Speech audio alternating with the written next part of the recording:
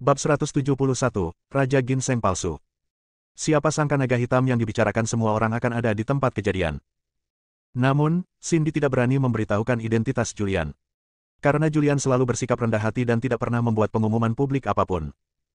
Selanjutnya, keluarga Smith tiba satu persatu, dan kompleks keluarga Smith menjadi ramai. Pada saat yang sama, keluarga White. Dillon dengan cemas berjalan mengitari aula villa. Ketika dia kembali tadi malam, dia mendapat kabar bahwa para petinggi berencana untuk menekan keluarga White. Keluarga White adalah keluarga terbesar di Jiangbei, dengan orang-orang di militer, polisi, dan pemerintahan. Orang yang memberitahu Dillon adalah tokoh penting di militer dan anggota penting keluarga White. Dia bilang itu karena kemarin pagi, di apotek 01, Adi menindas pelanggan, tapi dia menendang pelat besinya. Dillon menyelidikinya. Setelah mengetahui bahwa Adi menindas Julian dan Sarah, dia sangat marah hingga hampir pingsan. Tadi malam, dia tidak tidur sepanjang malam. Banyak juga orang yang berkumpul di lobi villa. Ini semua adalah anggota penting dari keluarga White. Saudaraku, segera pikirkan solusinya, seorang pria parubaya berkata. Dillon memarahi, bagaimana? Saya tidak dapat memikirkan solusi apapun. Itu semua adalah anak Anda yang tidak memuaskan. Tidak baik menyinggung siapapun, tetapi Anda ingin menyinggung Sarah. Andika juga ada di sana, begitu pula pacarnya Wanda. Andika bertanya-tanya. Apa yang terjadi dengan Sarah? Mengapa kita tidak bisa mengacaukannya? Dia baru bertemu Sarah tadi malam. Paman, apa yang terjadi? Mengapa Sarah tidak bisa diganggu? Apa hubungannya ini dengan keluarga White kita? Ya, dari mana asal-usul Sarah? Jika kamu mengacaukannya, ganggu saja. Apa yang harus ditakuti oleh keluarga White kita? Dillon hampir mati karena kecemasan, tetapi keluarga White sepertinya tidak tahu apa yang sedang terjadi. Dia memarahi, provokasi. Kamu bahkan tidak tahu siapa Sarah. Gerald menelepon. Suami Sarah adalah naga hitam dari hutan belantara selatan. Dia menyinggung Sarah. Naga hitam menelepon. Sekarang Jenderal Benjamin akan pergi ke mengambil tindakan terhadap keluarga White. Satu kata menimbulkan ribuan gelombang. Naga hitam. Suami Sarah adalah naga hitam. Andika dan Wanda juga tercengang. Julian adalah naga hitam. Sampah terkenal itu sebenarnya adalah dewa militer Sia Agung dan Panglima Hutan Belantara Selatan, naga hitam. Saudaraku, hanya ada satu cara sekarang. Hari ini adalah hari ulang tahun Nenek Sarah. Ayo segera siapkan hadiah yang murah hati, pergi ke rumah Smiths, dan mengaku bersalah secara langsung kepada Sarah. Selama Sarah memaafkan, semuanya akan baik-baik saja. Dillon berpikir. Satu-satunya yang bisa menyelamatkan keluarga White sekarang adalah Sarah. Karena dia telah mengetahui bahwa Julian dikenal sebagai sampah, dan sangat sedikit orang yang mengetahui bahwa dia adalah naga hitam. Gerald juga banyak berbicara dengannya. Dikatakan bahwa Julian sangat menghargai Sarah dan segalanya berpusat pada Sarah. Selain itu, Gerald juga mengatakan bahwa Julian tidak menonjolkan diri dan tidak ingin orang lain mengetahui identitasnya. Cepat siapkan hadiahnya. Aku akan segera pergi ke rumah Smiths. Untuk menyelamatkan keluarga, Dillon harus pergi ke keluarga Smiths secara langsung untuk memberi selamat kepada wanita tua dari keluarga Smiths di hari ulang tahunnya, dan juga meminta Sarah untuk melepaskan keluarga White dan memberi kesempatan pada keluarga White. Pada saat yang sama, wilayah militer. Benjamin selesai memilah apa yang dia lakukan. Dia melihat waktu dan segera memerintahkan, siapkan tembakau dan alkohol khusus. Saya akan ke rumah Smiths. Seorang ajudan bertanya, Jenderal, keluarga manakah itu? Itu keluarga Smiths, jangan banyak bertanya. Benjamin melirik ajudan dan berkata dengan tenang. Ajudan segera mengangguk dan berkata, saya akan segera bersiap. Ngomong-ngomong, Jenderal, apakah Anda akan pergi dengan kendaraan militer atau mobil pribadi? Mobil pribadi, dia tidak suka terlalu mencolok. Benjamin pergi ke rumah Smiths untuk dua tujuan. Yang pertama adalah mengembalikan ide Julian kepadanya. Yang kedua adalah membawakannya rokok dan alkohol khusus. Ethan berkata jika dia terlambat dan Julian disalahkan, karirnya akan berakhir. Meskipun dia adalah pemimpin tertinggi suatu wilayah militer, dia hanya dapat membawa satu bintang di pundaknya. Ada banyak orang di seluruh negeri yang membawa satu bintang di pundak mereka. Tapi Julian membawa 5 bintang di pundaknya. Hanya ada 5 orang dengan level ini di seluruh negeri. Bagi seorang Panglima Bintang 5 untuk naik pangkat menjadi Jenderal Bintang 1, hanya dibutuhkan satu kalimat, bahkan tidak perlu memberitahukan perwira tertinggi secara tertulis. Keluarga Smiths dan distrik militer Benjamin sedang mempersiapkan hadiah dan pergi ke keluarga Smiths secara langsung. Dan Miko dan Jefferson juga tidak menganggur. Julian menyambar Raja Ginseng berusia 1000 tahun di pelelangan, dan dia harus melampiaskan amarahnya. Jefferson ingin mengambil kesempatan ini untuk memeras sejumlah uang dari keluarga Smiths, dan bahkan membuat keluarga Smiths bangkrut. Sebelum mengambil tindakan, Jefferson sudah mengetahui detail keluarga Smiths. Orang tua dari keluarga Smiths memiliki murid yang tak terhitung jumlahnya, dan tingkat tertinggi adalah direktur biro kota. Ada juga banyak orang di keluarga Smiths yang berada di militer, polisi dan politik, tetapi pangkat mereka tidak tinggi. Dan bosnya adalah bos sebenarnya, orang kedua di Jiangbei, dengan kekuatan luar biasa. Dia halaman keluarga. Sebagian besar orang penting di keluarga Smiths ada di sini. Larry dan wanita tua dari keluarga Smith sedang duduk tepat di depan. Perjamuannya belum dimulai. Menurut adat istiadat keluarga Smiths, jamuan makan dimulai setelah para junior mengirimkan kado ulang tahun. Ryan melangkah maju lebih dulu dan mengeluarkan hadiah yang telah dia persiapkan sebelumnya. Nenek, kamu telah memperhatikan perawatan kesehatan dalam beberapa tahun terakhir. Saya pergi ke Jiangzhou khusus untuk mencari Dr. Li dan menghabiskan banyak uang untuk mendapatkan formula kesehatan. Ah, formulanya diresepkan oleh Dr. Ilahi Li sendiri. Nyonya Smiths mengenakan gaun merah dan terlihat sangat meriah. Meskipun usianya baru 80 tahun, dia terlihat sangat energi karena dia telah menjaga dirinya sendiri sepanjang tahun. Ketika dia mendengar bahwa formula tersebut diresepkan oleh Dr. Ilahi Li, dia terlihat terkejut di wajahnya. Ya, biayanya lebih dari 100 juta. Ryan tersenyum dan berbicara. Faktanya, formula ini sama sekali tidak diresepkan oleh Dr. Li, melainkan oleh seorang dokter Tiongkok kuno. Karena janji temu dengan Divine Dr. Fang telah dijadwalkan selama bertahun-tahun. Dia bahkan tidak masuk dalam daftar, jadi dia menemukan seorang dokter pengobatan Tiongkok terkenal, memberikan laporan diagnosis fisik terkini kepada Nyonya Smiths, dan meresepkan formula ini. Tidak heran itu Ryan. Kami sudah bertemu dengan Dr. Ilahi Li. Saya pernah mendengar bahwa sulit untuk membuat janji dengan Dr. Ilahi Li. Banyak orang kaya telah membuat janji dengannya selama beberapa tahun, tetapi mereka tidak pernah bertemu dengan Dr. Ilahi Li bahkan setelah mereka berada di dalam peti mati. Ryan masih memiliki kemampuan. Anak keempat melahirkan seorang putra yang baik. Keluarga Smiths banyak bicara. Nyonya Smiths tersenyum begitu keras hingga dia tidak bisa menutup mulutnya dan memuji. Kamu benar-benar cucuku yang baik, Ryan, kamu sangat bijaksana. Nenek, selama kamu bahagia, tidak peduli berapa banyak uang yang kamu keluarkan, itu sepadan. Nenek, cucumu memberimu kaligrafi dan lukisan. Junior lain dari keluarga Smiths mempersembahkan hadiah yang telah disiapkan. Senyuman di wajah Nyonya Smiths langsung membeku, tapi dia tetap mengangguk. Selanjutnya, anggota muda keluarga Smiths terus mengirimkan hadiah ulang tahun. Kecuali hadiah Ryan, semua hadiah lainnya terlalu vulgar, jadi Nyonya Smiths hanya mengangguk sedikit. Sarah juga tersenyum dan berkata, Nenek, saya juga telah menyiapkan hadiah. Ini adalah ginseng berusia 1000 tahun, yang merupakan harta karun Bai Kaotang. Karena itu, Sarah meminta Julian untuk membuka kotak itu. Julian membuka kotak itu. Semua orang berseru kaget saat melihat tanaman ginseng sebesar itu. Ini ginseng yang sangat besar. Ini harga yang sangat mahal. Yah, kurangi beberapa juta saja. Berapa juta? Saya kenal Raja Ginseng dari Bai Kaotang. Konon ini tak ternilai harganya, bernilai 1 atau 200 juta. Bukan begitu. 1 atau 2 miliar, berapa banyak? Perusahaan Sarah hanya memiliki aset lebih dari 1 miliar. Bisakah dia menghabiskan begitu banyak uang untuk membeli Raja Ginseng Bai Kaotang? Semua orang membicarakannya. Berbicara tentang Raja Ginseng Bai Kaotang, semua orang memiliki keraguan di wajah mereka. Sepupu Sarah, apakah kamu mencoba menipu nenek dengan barang palsu? Yang berbicara adalah Kenzil, Kapten Detasemen Polisi Kriminal. Dia tahu bahwa keluarganya sekarang makmur, Sarah juga punya sejumlah uang, dan dia bahkan membeli perusahaan itu sendiri. Namun dia juga pernah mendengar tentang Raja Ginseng dari Bai Kaotang. Ini sangat berharga. Dan itu bukanlah sesuatu yang bisa Anda beli jika Anda punya uang. Begitu Kenzil mengatakan ini, semua orang memandang Sarah dengan wajah bingung. Sarah, kamu tidak bisa menipu nenek dengan barang palsu, kan? Sarah, jangan berpikir kami mudah dibodohi. Bagaimana kamu bisa membeli 1 atau 2 miliar Raja Ginseng? Sekalipun kamu kaya, kamu tidak bisa membelinya, kan? Iya, keluarga Hensel masih seperti ini, mereka masih suka pamer. Saya telah mendengar bahwa Nicholas, kepala keluarga Hensel, baru-baru ini menyebabkan banyak masalah dengan berpura-pura menjadi keren. Sekarang keluarga Hensel telah menjadi bahan tertawaan di seluruh negeri, dan bahkan menyebar ke Jiangbei. Banyak orang berbicara. Mereka semua merasa bahwa Raja Ginseng yang dibeli Sarah itu palsu. Nenek, ini benar. Aku membeli ini di rumah lelang Bai Kaotang tadi malam. Itu diberikan kepadaku oleh Bai Kaotang. Benar sekali. Begitu kata-kata ini keluar, semua orang kembali tertawa. Untukmu.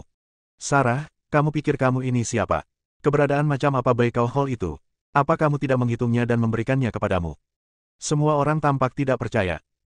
Mereka tidak mengetahui bahwa Morgan Lee pernah berusaha sekuat tenaga untuk membela Sarah di jamuan makan Meghan. Mereka juga tidak mengetahui bahwa Sarah kini menjadi sosok yang tak seorang pun berani menyinggung perasaannya di kalangan bangsawan di Jiangzhou. Itu karena mereka tidak berada pada level tinggi dan tidak memenuhi syarat untuk melakukan kontak dengan ini. Diinterogasi, Sarah menjadi cemas. Melihat Julian, dia menjelaskan, suamiku, tolong jelaskan padaku secepatnya. Raja Ginseng ini nyata. Julian tampak acuh tak acuh dan berkata, tidak mungkin palsu jika itu benar, dan tidak mungkin benar jika itu palsu. Mengapa repot-repot menjelaskannya? Jika nenek tidak menganggapnya palsu, ayo kita ambil kembali dan menggunakannya sendiri. Bab 172, siapa bilang itu palsu? Julian tidak bermaksud menjelaskan apapun. Karena tidak ada yang perlu dijelaskan. Tanpa dia menjelaskan, keluarga Smith menjadi semakin yakin bahwa Raja Ginseng itu palsu. Sarah dikepung oleh para tetua keluarga Smith, dan segala macam hal tidak menyenangkan diucapkan. Leona juga merasa malu. Tidak ada salahnya memberikan sesuatu, itu pasti palsu. Menurutnya, Sarah mengirimkan barang palsu semua karena dorongan Julian. Dia berdiri dan memarahi, Julian, apa yang kamu lakukan untuk makanan? Mengapa kamu mendorong Sarah untuk mengirim barang palsu? Saat dia mengatakan itu, dia menamparnya. Julian secara naluriah mengelak dan menjelaskan, Bu, apa yang kamu bicarakan? Yang lain tidak percaya pada Sarah, jadi apakah kamu masih tidak percaya? Bu, berhentilah membuat masalah, Sarah juga menarik Leona tepat waktu. Ingat dalam 1 detik. Ryan berdiri dan berkata, Nenek, para tetua, ini seharusnya tidak palsu, kan? Tadi malam, dia melihat dengan matanya sendiri kepala keluarga White berlutut di depan Sarah. Bagaimana seseorang dengan energi sebesar itu bisa mengirim barang palsu? Anggota muda dari keluarga Smith yang berada di tempat kejadian tadi malam semuanya angkat bicara mewakili Sarah. Kalian para junior tidak mengerti, jadi apa yang kalian lakukan secara membabi buta? Ketika seorang penatua berbicara, para junior segera berhenti berbicara. Benar. Ayah Ryan, putra keempat lari, Eric, berdiri. Dia melirik ginseng di atas meja dan berkata, saya juga telah melihat banyak bahan obat Tiongkok yang berharga. Ginseng jenis ini sekilas palsu. Ini sintetis. Sarah, dari mana Anda mendapatkan ginseng ini? Apakah kamu telah ditipu? Ketika Eric membuka mulutnya, anggota keluarga Smith yakin ini palsu. Karena di keluarga Smith, Eric adalah yang terkaya dan berpengetahuan luas. Dia bilang itu salah, jadi itu salah.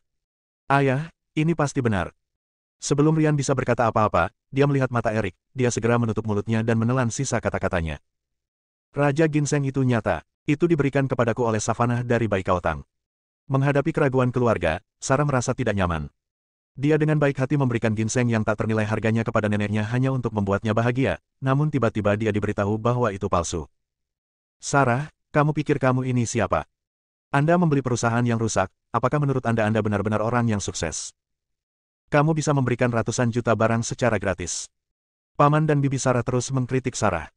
Bahkan Leona mengikutinya dan memarahi Julian. Julian tidak mengatakan apa-apa, dan berjalan ke samping tanpa suara, mengeluarkan ponselnya, dan menelepon hantu khawatir. Cucumu Savannah ada di Jiangbei. Minta dia datang ke rumah Smith dan menjelaskan tentang Raja Ginseng. Hantu itu khawatir, yaitu ketika Morgan Lee menerima telepon dari Julian, dia tidak berani mengabaikan apapun dan segera menelepon Savannah. Morgan Lee tidak menyangka Savannah menyelidiki kunjungan Sarah ke Jiangbei kemarin dan mengetahui bahwa dia datang untuk merayakan ulang tahun neneknya. Kakek sangat menghargai Sarah, pikirnya, memanfaatkan kesempatan ini untuk berteman dengannya. Ketika kakeknya meneleponnya, dia hampir sampai di rumah Smith. Apa? Untuk menjelaskan tentang Raja Ginseng, keluarga Smith mengatakan bahwa Raja Ginseng itu palsu. Savannah tercengang. Dia segera berkata, kakek, saya akan segera sampai di rumah Smith. Saya akan segera ke sana. Setelah mengatakan itu, dia menutup telepon dan menyuruh pengemudi untuk mempercepat.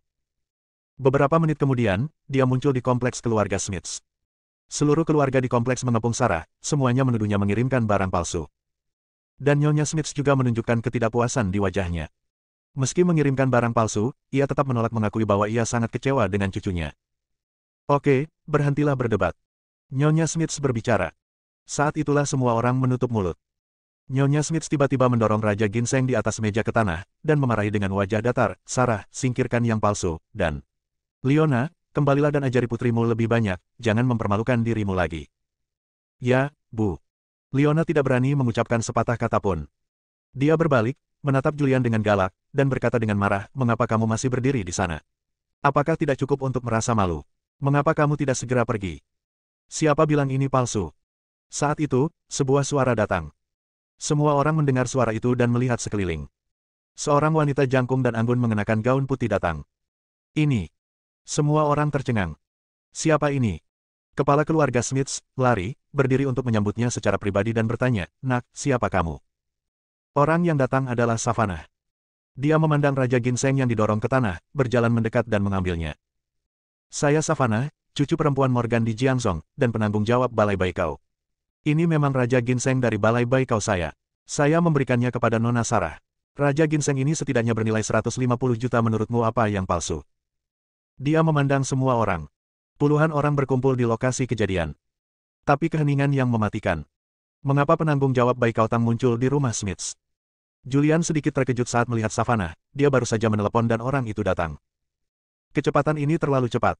Bisakah itu terbang? Savannah mendatangi Sarah, dengan senyuman di wajah cantiknya, dan berteriak, Nona Sarah. Nona Lee.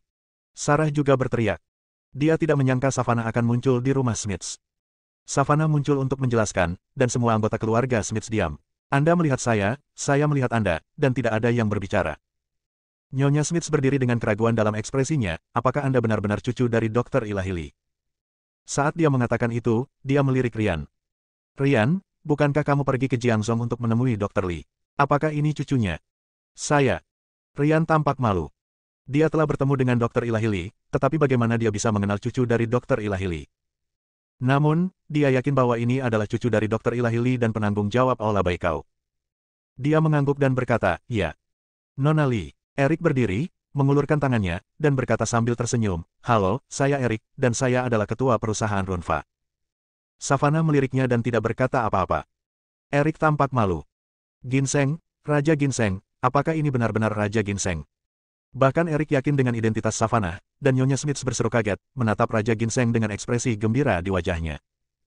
Baru pada saat inilah Karamatsu berdiri dan berkata, saya sudah lama mengatakan bahwa apa yang dikirimkan Sister Sarah adalah benar, tetapi Anda tidak percaya dan memarahi saudara perempuan saya. Mohon maaf kepada saudara perempuan saya. Dia keluarga, kamu lihat aku lihat kamu. Nyonya Smiths memarahi, mengapa kamu masih berdiri di sana? Mengapa kamu tidak segera meminta maaf? Baru pada saat itulah keluarga Smiths berbicara. Sarah, maafkan aku, paman salah paham denganmu. Sarah, paman kedua saya telah salah paham terhadap Anda. Saya harap Anda tidak mengingatnya. Sarah, salah paham. Sarah berhenti sebentar dan berkata, dapat dimengerti jika Anda tidak mempercayainya. Bagaimanapun, ini adalah Raja Ginseng yang tak ternilai harganya. Setelah menyelesaikan masalah tersebut, Savannah juga mengeluarkan hadiah yang telah disiapkan dan memberikannya kepada Nyonya Smiths. Semuanya adalah bahan obat yang tak ternilai harganya, sangat tonik bagi tubuh. Nyonya Smiths sangat senang sampai dia tidak bisa menutup mulutnya dari telinga ke telinga. Akhirnya, Savannah mengeluarkan sebuah kartu dan menyerahkannya, Nyonya Smiths, ini adalah kartu VIP Baikau Tang saya. Dengan kartu VIP tersebut, Anda tidak perlu mengantri untuk membuat janji ketika bertemu kakek saya. Dengan kartu VIP ini, kakek saya juga bisa memberikan selusin atau lebih. Mendengar ini, keluarga Smith sangat bersemangat. Kartu VIP Baikau Tang, bukankah ini masalah besar? Savannah tersenyum tipis pada Sarah, menyapa dan pergi. Hadiahnya sudah terkirim, tidak perlu tinggal lebih lama lagi. Dia pergi, dan keluarga Smiths masih diam saat Savannah memberikan hadiah. Oh, ini sangat hidup. Kurang dari 10 menit setelah Cindy pergi, sebuah suara aneh terdengar. Ketika semua orang mendengar suara itu dan melihat sekeliling, seorang lelaki tua berjas hitam muncul di luar kompleks keluarga Smiths bersama ratusan orang. Bab 173, masalah datang ke pintu. Orang yang muncul adalah Miko. Julian mengabaikannya di pelelangan dan menawarinya untuk Raja Ginseng Millennium.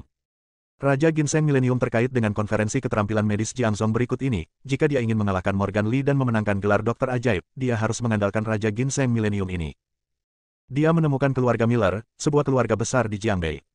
Status keluarga Miller di Jiangbei adalah yang kedua setelah keluarga White, dan juga merupakan keluarga super besar. Miko juga seorang dokter ajaib dan penyelamat kepala keluarga Miller. Kemarin dia pergi ke rumah Miller dan berbicara tentang Raja Ginseng. Keluarga Miller segera menyatakan dukungannya terhadap Miko dan menginginkan Raja Ginseng kembali. Logan Miller, putra tertua dari keluarga Miller, secara pribadi mengikuti Miko ke rumah Smiths, ditemani oleh bos besar yang dicari Miko di jalan. Nama pria besar ini adalah Jukei. Pada tahun-tahun awal, Jukei menghabiskan waktu di jalan. Sekarang dia telah menjadi karyawan tetap dan mulai melakukan bisnis yang serius, dia membuka perusahaan keamanan di Jiangbei. Ratusan orang yang menemaninya semuanya adalah orang-orang dari perusahaan keamanannya. Miko, Logan, dan Jukei datang, dan keluarga Smiths tercengang. Julian mengerutkan kening dan bergumam pada dirinya sendiri, mengapa orang tua ini ada di sini. Sarah juga memiliki sedikit kekhawatiran di wajahnya. Dia kenal orang ini. Ada konflik dengan Julian di pelelangan tadi malam, dan dia juga tahu bahwa orang yang datang ke sini itu jahat. Dia memegang tangan Julian dengan wajah khawatir, suamiku, ini. Julian menghiburnya, tidak apa-apa, lihat saja dan bicara. Larry, lelaki tua dari keluarga Smiths, berdiri sendiri untuk menyambutnya, dengan senyuman di wajahnya, semuanya, apa yang kamu lakukan? Logan. Eric mengenali salah satu dari mereka. Ini bos besar bernilai puluhan miliar, dia berkeliling di mall, meski belum pernah bertemu orang ini, dia tetap mengenalnya. Ryan juga menyadarinya, dan dia tidak menyangka bos besar bernilai puluhan miliar akan datang ke tempat kecil seperti keluarga Smiths. Apakah ini CEO perusahaan keamanan Wushuang, Jukai? Eric juga mengenali salah satunya. Bukankah ini Miko? Miko apa? Itulah Miko, yang dikenal sebagai ahli pengobatan janji. Keterampilan medisnya tidak kalah dengan dokter ajaib Lee, tapi dia juga seorang dokter ajaib yang terkenal di seluruh dunia. Identitas para pengunjung satu persatu dikenali oleh keluarga Smiths. Nyonya Smiths juga mendengar suara-suara ini, setelah mengetahui bahwa ini adalah pukulan besar, dia tersenyum begitu keras hingga dia tidak bisa menutup mulutnya. Teman-teman, terima kasih banyak telah datang untuk memberi selamat kepada wanita tua ini di hari ulang tahunnya. Dia sungguh tersanjung. Nyonya Smiths juga pergi untuk menyapa semua orang. Namun, begitu dia berdiri dan sebelum dia sampai di depan beberapa orang, dia dihadang oleh pengawal yang menyertainya. Wajah Miko menunduk dan dia berkata, "Selamat atas ulang tahunmu. Wanita tua sialan, kamu terlalu memikirkan dirimu sendiri. Saya di sini hari ini untuk menyelesaikan beberapa keluhan." Wajah Nyonya Smiths membeku. Larry mau tidak mau bertanya, dendam apa yang dimiliki keluarga Smiths kepadamu? Eric melangkah maju dengan senyuman di wajahnya dan berkata, "Dokter ajaib Miko, Tuan Miller, Tuan Jukai, halo, saya Larry, saya." Sebelum dia selesai berbicara, seorang pengawal yang menemaninya mengusirnya. Dia langsung menendang Eric dan dia jatuh ke tanah. Saat ini, keluarga Smiths menyadari bahwa orang-orang ini tidak ada di sini untuk merayakan ulang tahun mereka, tetapi untuk menimbulkan masalah. Namun, mereka semua bertanya-tanya, bagaimana keluarga Smiths bisa menyinggung perasaan besar ini. Miko menunjuk ke arah Julian dan berkata dengan dingin, "Nak, kemarilah dan berlutut untuk mengakui kesalahanmu." Semua orang berbalik dan memandang Julian. Saat ini, mereka tahu. Adalah Julian, anak nakal seperti Julian, yang menyinggung orang-orang besar ini. Di bawah tatapan banyak mata, Julian berjalan selangkah demi selangkah dan datang ke Miko. Dia berkata dengan ekspresi acuh tak acuh, "Itu kamu, mengapa kamu ada di sini? Saya menyarankan kamu untuk pergi sesegera mungkin, jika tidak, kamu akan memikirkannya nanti. Aku bahkan tidak bisa berjalan." Sebelum Miko dan yang lainnya bisa mengatakan apapun, Leona datang dan menamparkan wajah mereka. "Kamu pecundang, apa yang kamu lakukan di luar? Bagaimana kamu menyinggung orang-orang besar ini?" Saat dia mengatakan itu, dia mengangkat tangannya dan menamparnya. Julian secara naluriah mengelak dan menghindar.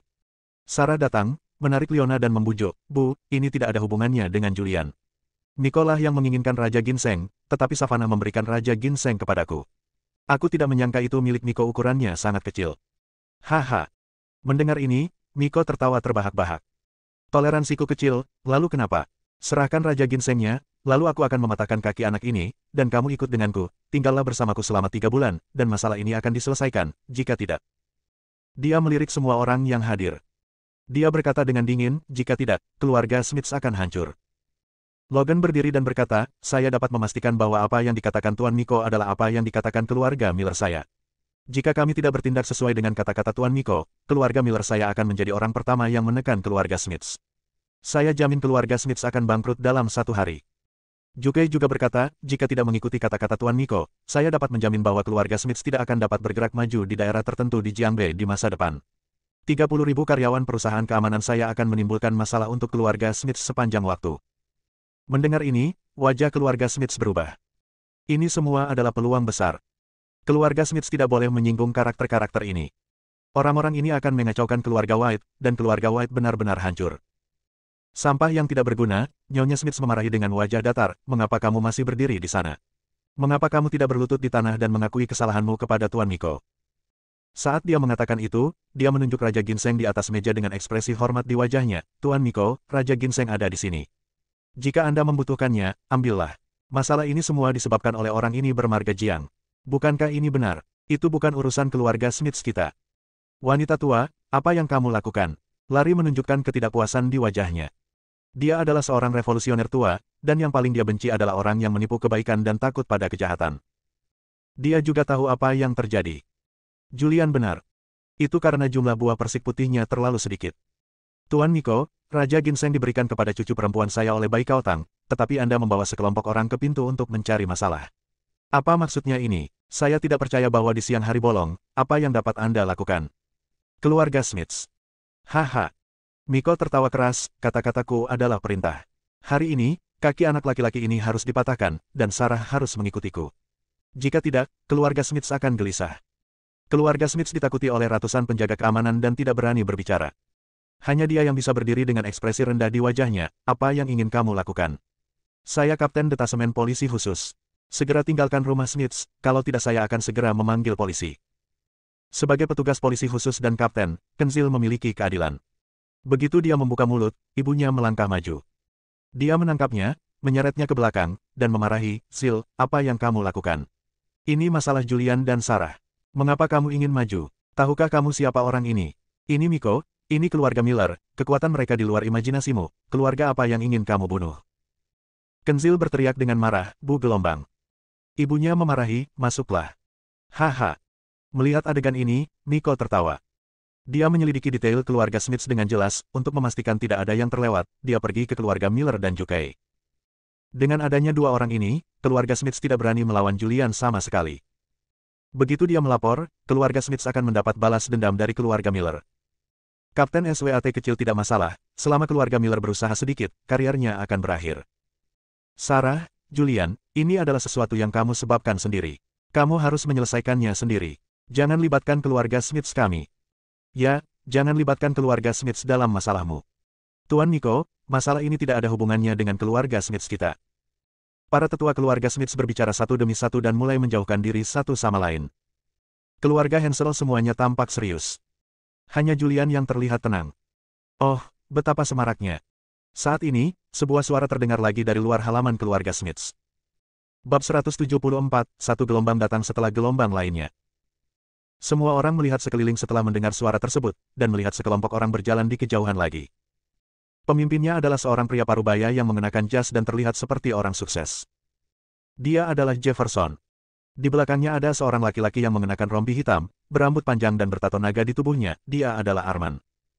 Akhirnya ada lebih dari 20 adik laki-laki. Orang-orang ini membawa tandu. Banyak orang tergeletak di atas tandu, memar dan menjerit kesakitan. Siapa ini? Semua anggota keluarga Smiths memiliki keraguan di wajah mereka. Larry berjalan mendekat dan melihat orang-orang ini memiliki wajah yang serius dan tidak berani gegabah. Dia bertanya dengan hati-hati, siapa kamu? Di mana Julian? Arman mengabaikan Larry dan berteriak dengan keras. Mata semua orang tertuju pada Julian. Sarah juga terlihat bingung, apa ini? Arman sepertinya tidak asing baginya, tetapi dia tidak dapat mengingat di mana dia pernah melihatnya sebelumnya. Julian melihat ke arah Arman yang tampak galak, dan dia mengenalinya, inilah orang yang membuat masalah tadi malam. Dia berjalan mendekat, dengan ekspresi tenang di wajahnya, dan berkata dengan tenang, saya di sini, ada apa, apakah ada yang salah? Begitu dia melihat Julian, Arman mengeluarkan belati tajam dan menikam Julian dengan kejam, sambil berteriak, aku akan membunuhmu untuk membalaskan dendam saudara-saudaraku. Julian mengelak sedikit untuk menghindari pisaunya, dengan cepat mengambil tindakan, meraih pergelangan tangan Arman, dan menggerakkannya dengan paksa. Ah! Teriak Arman, tubuhnya bungkuk, dengan ekspresi kesakitan di wajahnya. Pergi! Julian tiba-tiba melepaskan dan menendangnya dengan kakinya. Dia menendang Arman sejauh 2 meter dan berguling beberapa kali di tanah. Dia menjerit kesakitan dan terbaring di tanah, tidak bisa bangun untuk waktu yang lama. Keluarga Smiths melihat pemandangan ini dan tidak tahu apa yang terjadi. Namun, mereka semua menduga Julian mendapat masalah lagi. Jukay, yang dipanggil oleh Miko, sedikit mengernyit saat melihat Jefferson. Dia segera berjalan mendekat dan menyapa Jefferson sambil tersenyum, saudara Jefferson, kebetulan sekali. Mengapa kamu ada di sini juga? Jefferson meliriknya dan mengenali Jukay. Keduanya adalah anggota pasukan bawah tanah di Jiangbei, jadi mereka secara alami berinteraksi satu sama lain. Bukankah ini bos Jukay? Kenapa kamu ada di rumah Smiths? Jukay tersenyum dan berkata, ada beberapa orang buta di sini yang telah menyinggung Guru Tao. Saya akan membawa beberapa saudara untuk mencari keadilan bagi Guru Tao. Jefferson melirik Miko dan mengangguk padanya sebagai salam.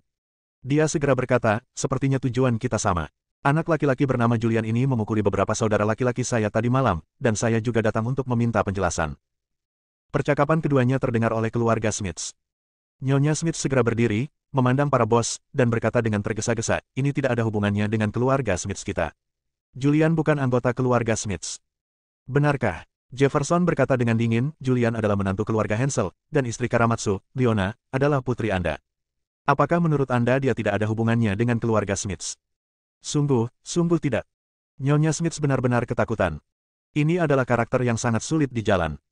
Dia buru-buru berkata, saya akan mengeluarkan Leona dari keluarga. Mulai sekarang, Leona tidak ada hubungannya dengan keluarga Smiths. Wajah Leona pucat, dan dia segera mengutuk Julian. Kamu pecundang, apa yang telah kamu lakukan? Kenapa kamu telah menyinggung begitu banyak orang besar hanya dalam satu hari di Jiangbei? Sarah juga tidak mengerti. Dia tahu tentang Miko. Tapi apa yang terjadi dengan orang-orang ini? Dia memandang Julian. Julian memasang ekspresi tenang di wajahnya dan sama sekali tidak menganggap serius orang-orang ini. Miko, mata Jefferson tertuju pada Julian. Miko memarahi, nak, keluar dari sini, biarkan aku mematahkan kakimu, biarkan istrimu ikut denganku, dan masalah ini akan selesai. Jefferson menunjuk adik laki-laki yang kakinya patah ditandu di belakangnya, dan berkata dengan dingin, bagaimana kita bisa membiarkannya begitu saja jika kita memukul seseorang. Kompensasinya 2 miliar, dan masalahnya sudah selesai. Keluarga Hansel tidak punya uang, jadi kenapa tidak? Aku akan memberikannya kepadamu, tapi jika kamu tidak memberikannya, ya. Maka jangan salahkan aku karena bersikap kasar. Semua orang di keluarga tetap diam. Orang-orang besar ini semua ada di sini untuk Julian, dan mereka cukup tahu untuk tidak berbicara. Tapi Larry tidak bisa menelan nafas ini. Lancang. Dia berdiri dan memarahi, ini keluarga Smiths. Siapa yang berani sombong? Ayah, tolong berhenti mengucapkan beberapa patah kata pun, orang-orang ini tidak mudah untuk diajak main-main. Benar, ayah, ini bukan urusan kita, jadi jangan ikut campur. Ayah, tahukah kamu siapa orang-orang ini? Ini adalah Tuan Jefferson dan Jukai, kaisar bawah tanah Jiangbei. Saya mendengar bahwa sebuah keluarga besar pernah menyinggung perasaannya dan dihancurkan dan bahkan dikirim ke penjara. Anggota keluarga Smiths berbicara satu demi satu, menarik Larry menjauh dan menyuruhnya untuk tidak terlibat. Namun, Larry adalah seorang revolusioner tua. Bagaimana dia bisa mentolerir orang-orang yang main-main ini? Dia segera mengeluarkan ponselnya dan menelepon muridnya yang paling bangga, Direktur Biro Kota. Andre, ini aku Larry. Itu saja, ada banyak orang yang membuat masalah di keluarga Smithsku sekarang. Biro Kota, kantor direktur. Andre menerima telepon dari Larry.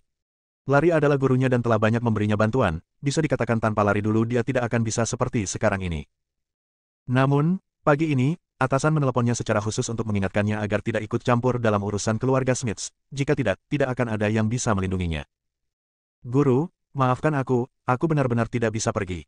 Ayo lakukan ini, aku akan membawa hadiah itu dan pergi ke rumah dia untuk menemuimu lain kali. Itu saja, aku akan menutup telepon. Dududu. Larry ingin mengatakan sesuatu yang lain, tetapi Andre menutup telepon. Ini. Ada ekspresi serius di wajah lama Larry. Meski sudah tua, namun ia tidak pikun. Dari perilaku Andre yang asal-asalan, dia tahu bahwa Julian telah melakukan pelanggaran besar, dan seseorang telah mengambil tindakan terhadapnya. Keluarga Smiths memandang Larry. Jefferson tertawa terbahak-bahak, Tuan Smiths, apakah Anda menelepon biro Andre? Saya khawatir ini akan mengecewakan Anda. Bahkan biro Andre tidak dapat melindungi keluarga Smiths hari ini. Saya menepati janji saya dan memberi Anda 2 miliar. Biarkan ini masalah diselesaikan, jika tidak. Kalau tidak, apa? Wajah Larry sangat muram. Saat ini, Kenzil menerima panggilan. Setelah mendengar isi panggilan tersebut, dia langsung jatuh ke tanah dalam keadaan lumpuh. Sudah selesai, aku sudah selesai. Banyak anggota keluarga Smiths melihat Kenzil. Larry bertanya, Sil, ada apa? Kakek. Wajah Kenzil menjadi pucat dan dia berkata dengan lemah, aku telah diskors. Pada saat yang sama, karyawan keluarga Smiths diberitahu satu demi satu dan semuanya diskors. Saat ini, keluarga Smiths benar-benar panik. Haha. Arman bangkit dari tanah dan tertawa garang. Jika Anda tidak memberikan kami jawaban yang memuaskan hari ini, keluarga Smiths akan diusir dari Jiangbei. Mendengar ini, keluarga Smiths ketakutan.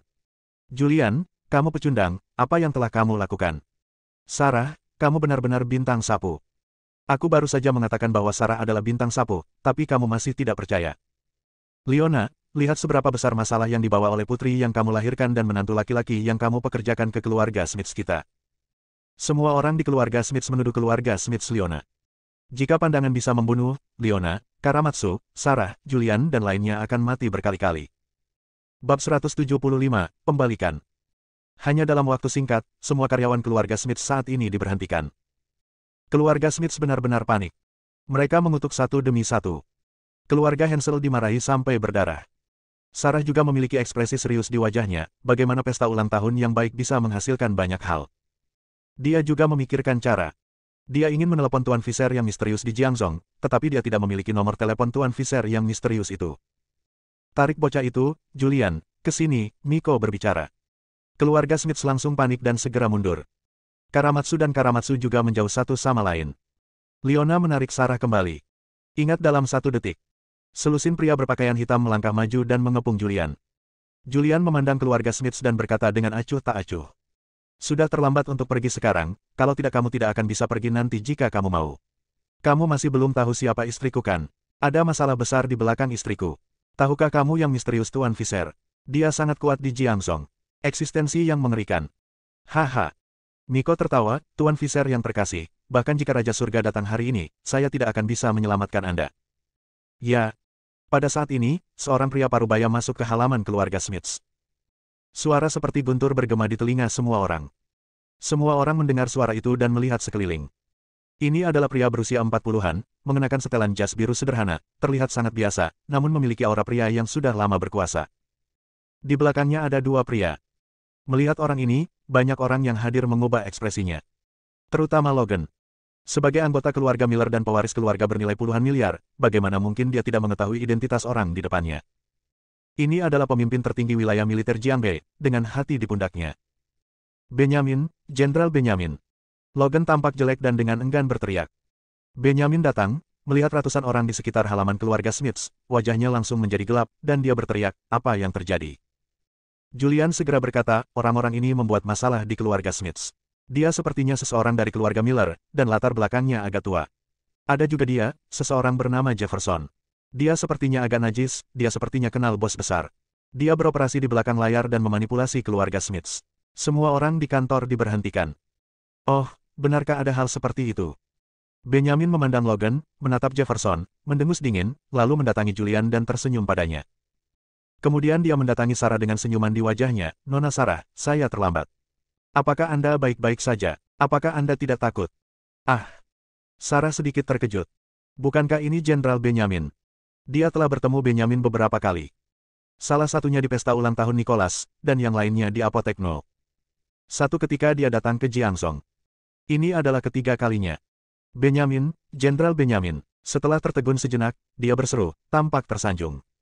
Setelah Benjamin menyapa Sarah, dia berbalik dan melirik Miko, Logan, Jukei, Jefferson, Arman dan lainnya. Sekilas, orang-orang ini gemetar ketakutan. Logan tidak tahan lagi dan berlutut di tanah. Benjamin, Jenderal Benjamin, ini bukan urusanku. Miko memaksaku datang ke sini. Ini tidak ada hubungannya denganku. Miko tercengang. Ini adalah pewaris keluarga Miller, yang memiliki posisi sangat penting di Jiangwei, mengapa dia berlutut sekarang? Dia memanggil orang ini Jenderal Benjamin. Siapa Jenderal Benjamin ini? Julian buru-buru berdiri dan berkata, Jenderal, dialah yang mengancam keluarga Smiths, mengatakan bahwa dia bisa membuat keluarga Smiths bangkrut dalam hitungan menit. Sangat bagus. Wajah Benjamin menjadi gelap, dan dia segera mengeluarkan ponselnya, memutar nomor, dan memerintahkan dengan nada memerintah, beritahu departemen terkait untuk menyelidiki keluarga Miller secara menyeluruh untuk saya. Jika ada masalah, mereka akan diperbaiki jika memang seharusnya demikian jika harus ditutup, dan akan disegel jika harus disegel. Logan sangat ketakutan hingga dia berkeringat.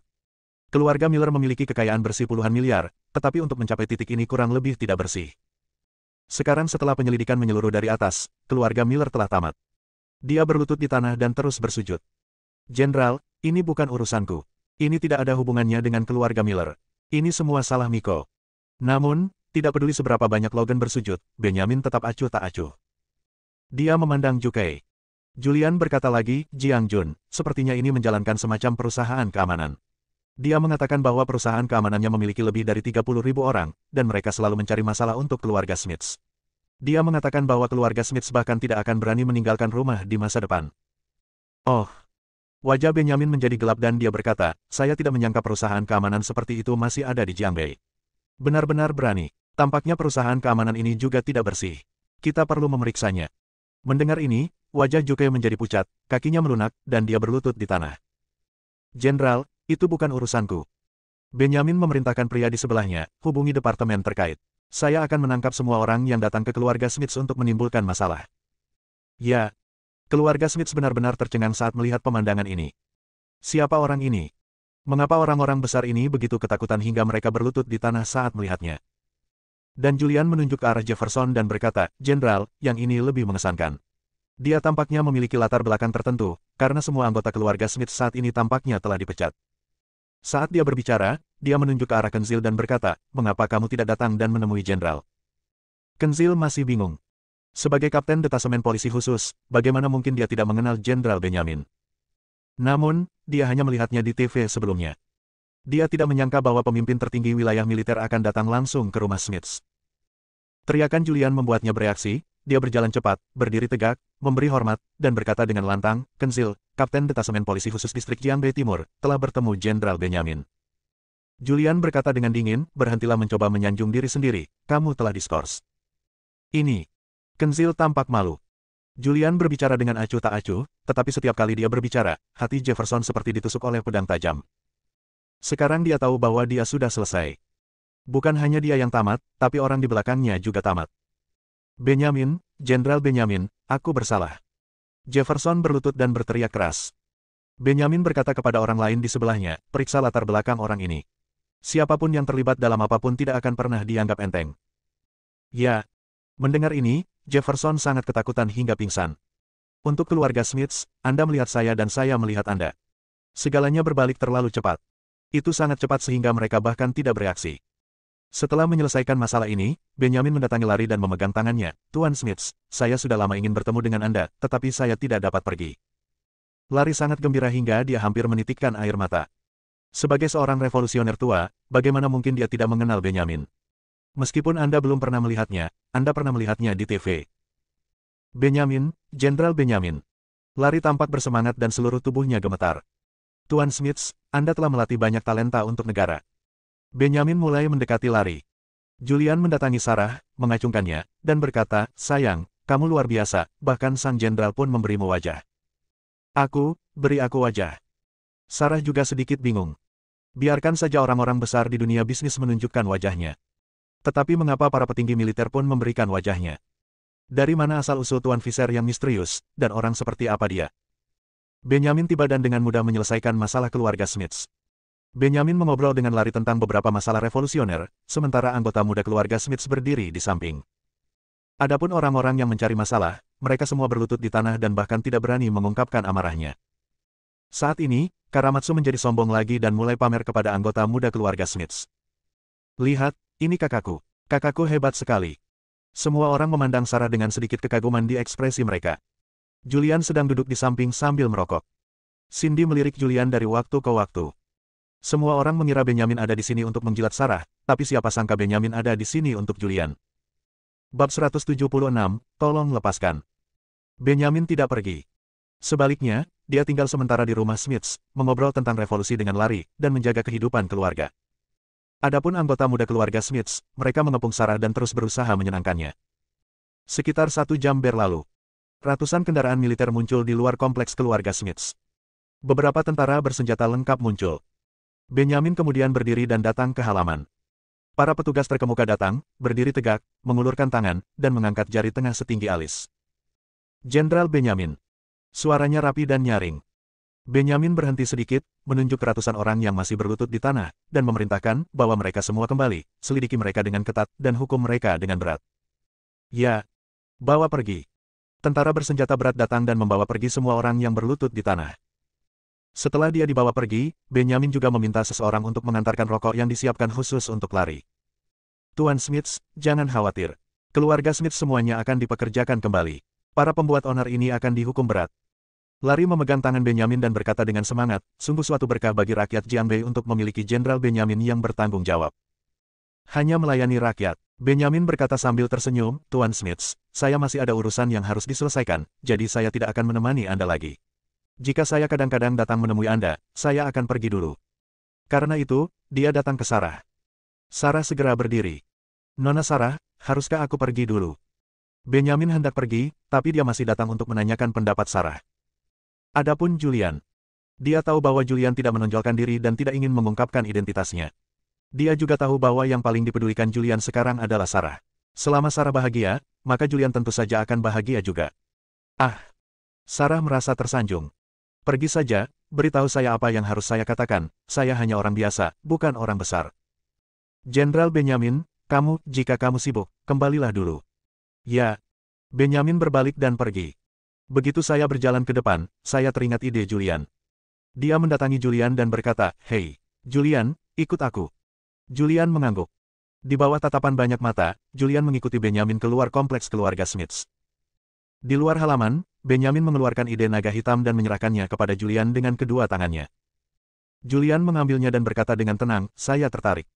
Setelah mengatakan itu, dia berbalik dan pergi. Setelah berjalan beberapa langkah, dia berhenti lagi dan berkata, "Ngomong-ngomong, yang bernama Kenzil cukup bagus dan bisa dilatih." "Ya, sesuai pesanan."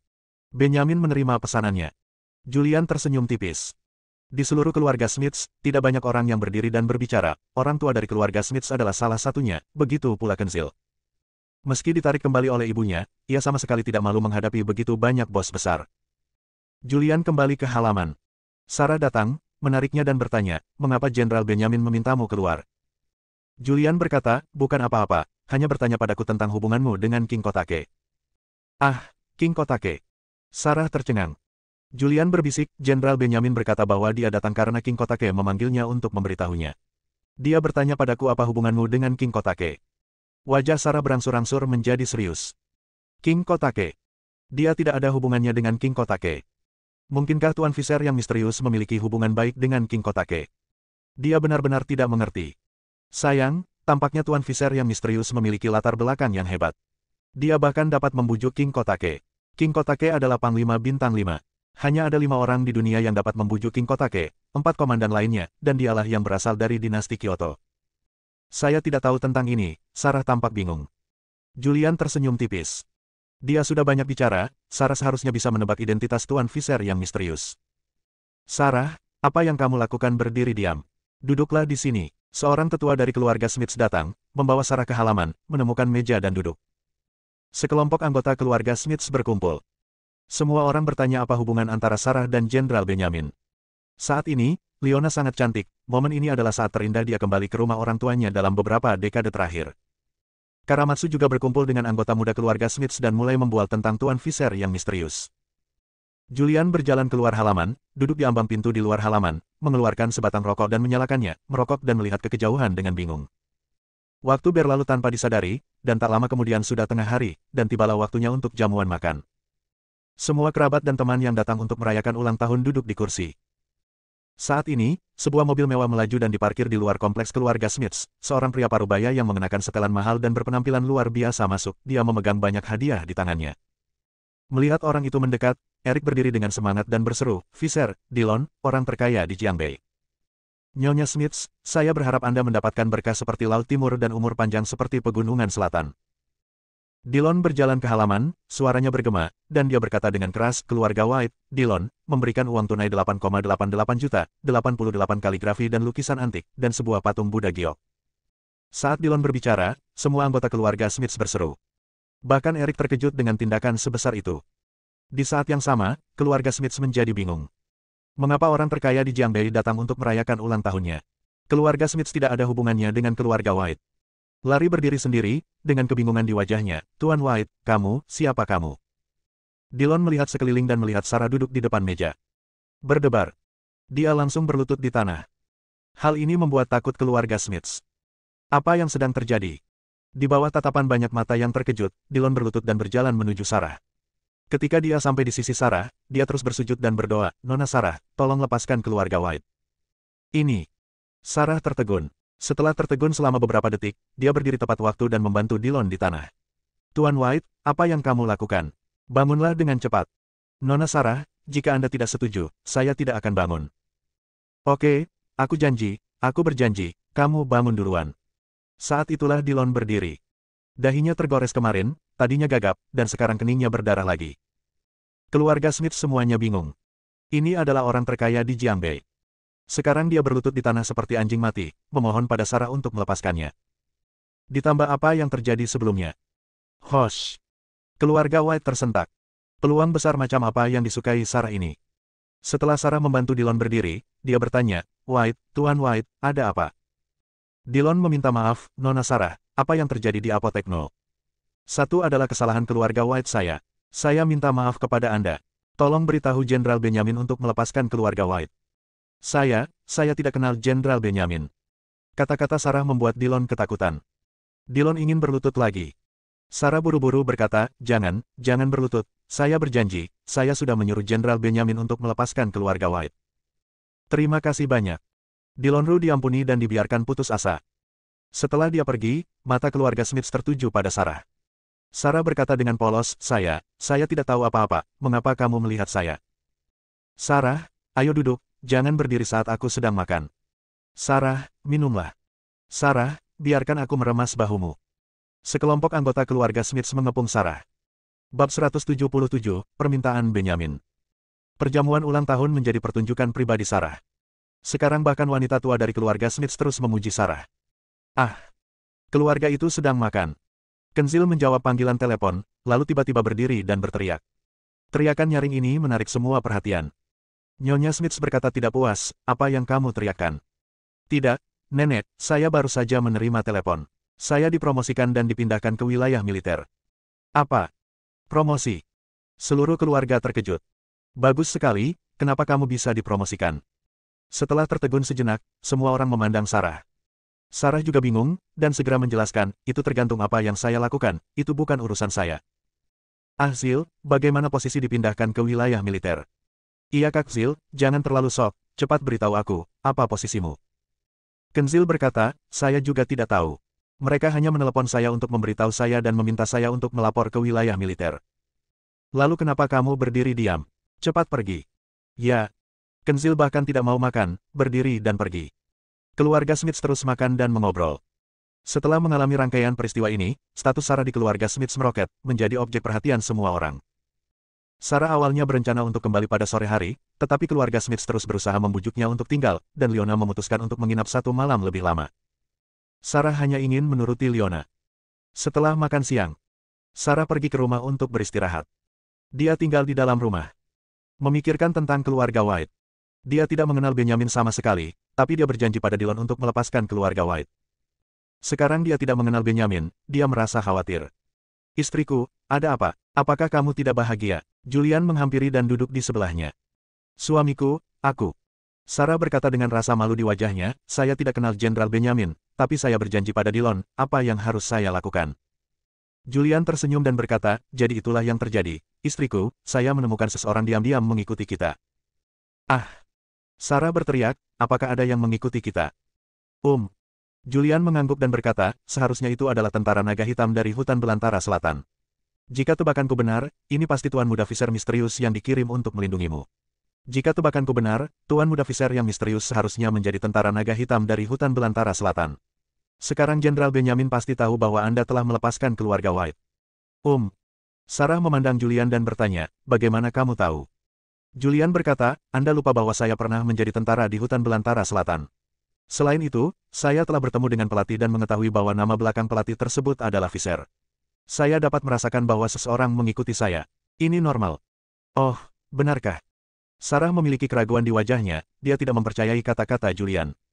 Namun, dia juga menjadi tertarik pada Tuan Visser yang misterius dan mengetahui lebih banyak tentang dia tidak bisa tidak bertanya, siapa nama pelatih naga hitam hutan belantara selatan, Visser.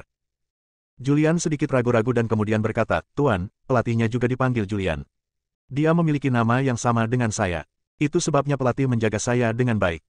Julian, apakah namamu benar-benar Julian? Sarah berseru kaget. Ya, Julian memandang Sarah yang kehilangan kesabaran dan bertanya, ada apa? Apakah ada yang salah? Sarah menarik napas dalam-dalam, memaksa dirinya untuk tenang, dan berkata, tidak apa-apa.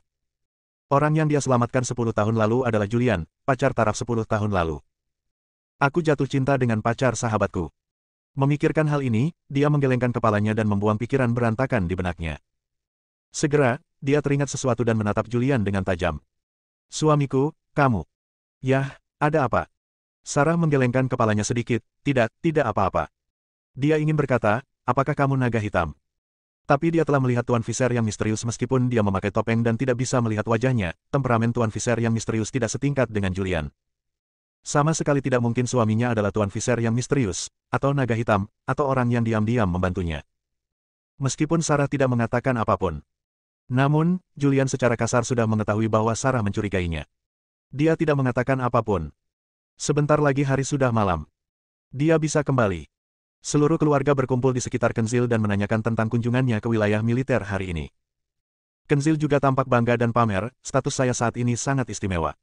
Saya tidak hanya anggota tim pelatihan peperangan khusus, tetapi saya juga orang kepercayaan Jenderal Benyamin. Saya lebih rendah dari 1 orang dan lebih tinggi dari 10.000 orang. Apa? Ah Zil, bukan. Orang kepercayaan Jenderal Benjamin. Semua orang di keluarga Smith tampak tidak percaya. Larry juga berteriak dengan semangat, bisakah, ini bukan lelucon. Kakek, aku tidak bercanda. Ini adalah izin pribadi Jenderal Benjamin. Dia juga mengatakan bahwa setelah aku selesai mengikuti pelatihan khusus, aku akan tinggal bersamanya untuk membantunya menangani beberapa hal. Besok aku akan pergi ke wilayah militer untuk melaporkan dan berpartisipasi dalam tinjauan akhir.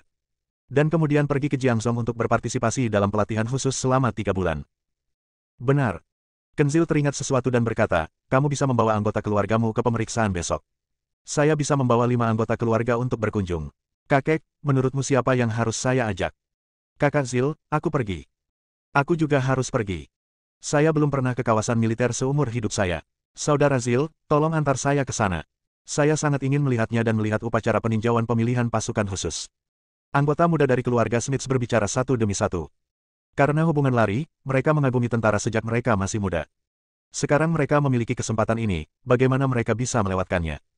Larry berpikir sejenak dan berkata, karena saya bisa menjaga keluarga saya, mari kita berikan kesempatan ini kepada junior, biarkan mereka melihat dunia dan mendapatkan pengetahuan.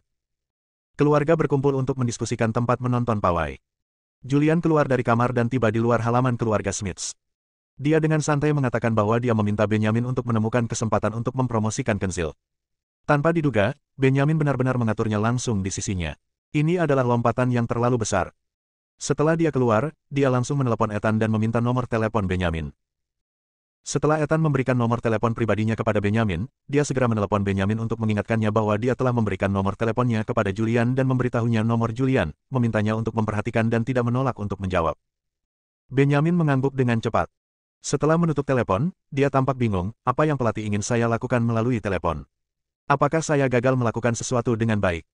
Saat aku masih berpikir, telepon berdering. Itu milik Julian. Dia segera menjawab telepon dan berkata dengan hormat, Tuan, pelatih.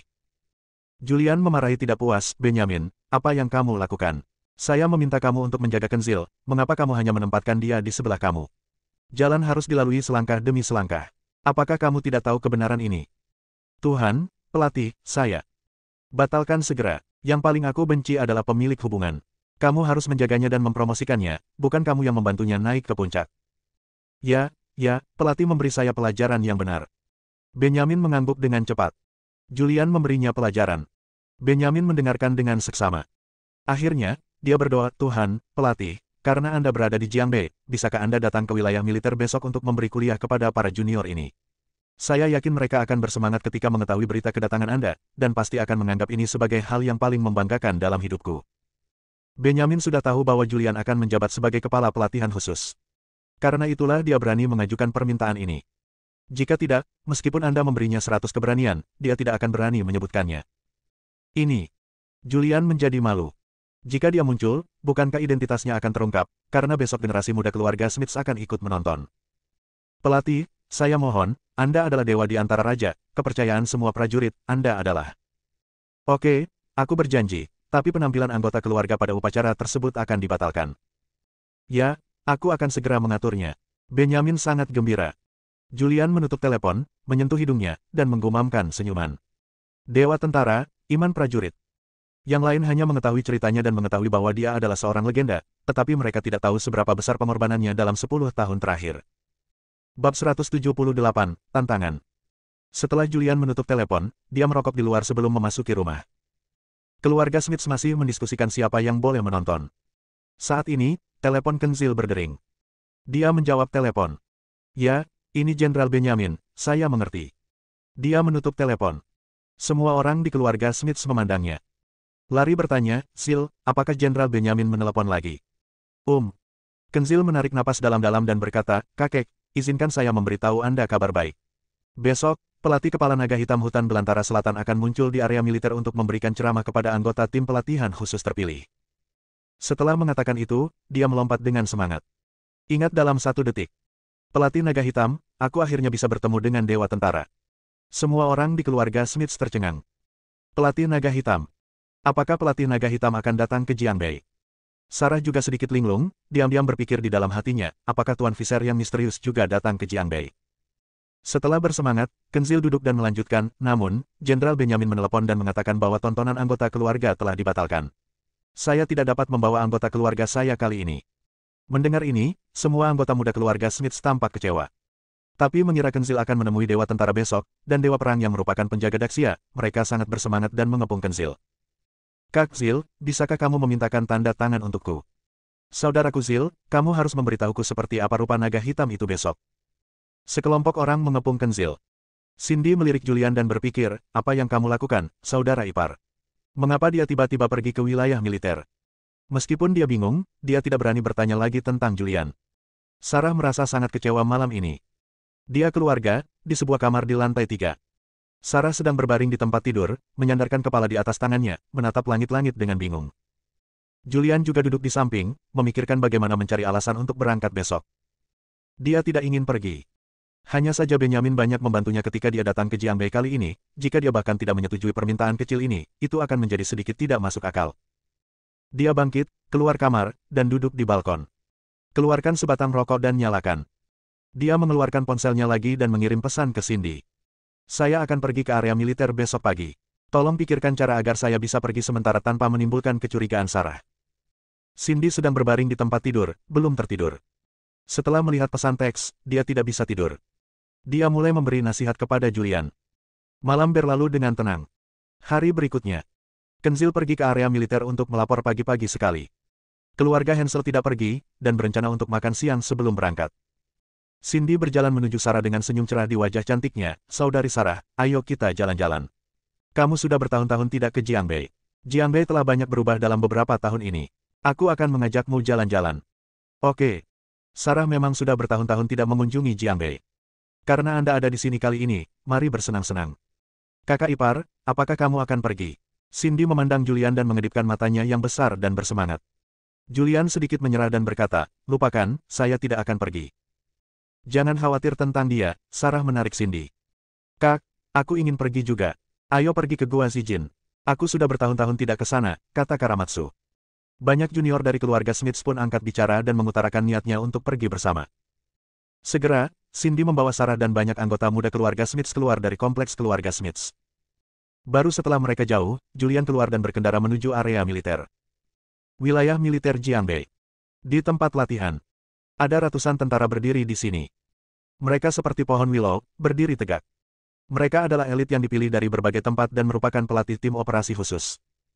Ada banyak tentara di sekitar. Gelar resmi orang-orang ini berkisar dari jenderal hingga tentara. Seluruh wilayah militer mengumpulkan lebih dari 100.000 orang.